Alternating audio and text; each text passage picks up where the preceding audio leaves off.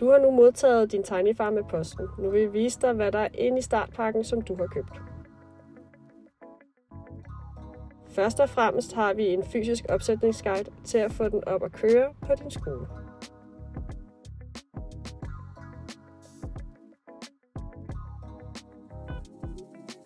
I startpakken følger der næringsstoffer med, som vi vil vise for dig senere. I Tinyfarm er der også et genopfyldeligt hydroponisk vandreservoir, som placeres i kammeret samt 3 forskellige flasker, som er genopfyldelige for både næringsstoffer og vand. Det vi viser nu er de aftagelige mobile komponenter, som vi har taget ud af Tinyfarmen. Vi har 3 forskellige flasker. Flasken med næringsstoffer for vegetativ vækst, flasken med næringsstoffer for blomstring, samt vandflasken. Næringsstofferne kan genopfyldes med de næringsstoffer, vi leverer, men du er også fri til at tilføje dine egne, hvis du foretrækker det.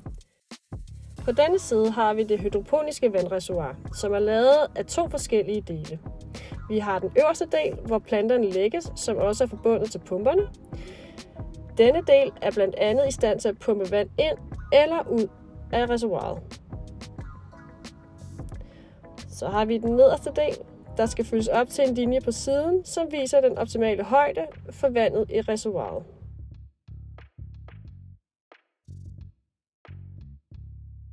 Og som en del af startpakken har vi pakken med forbrugsdele.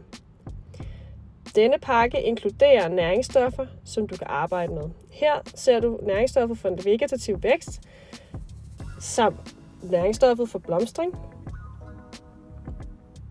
Begge er meget koncentrerede. Vi har nogle kapsler til at sætte en plantpot i.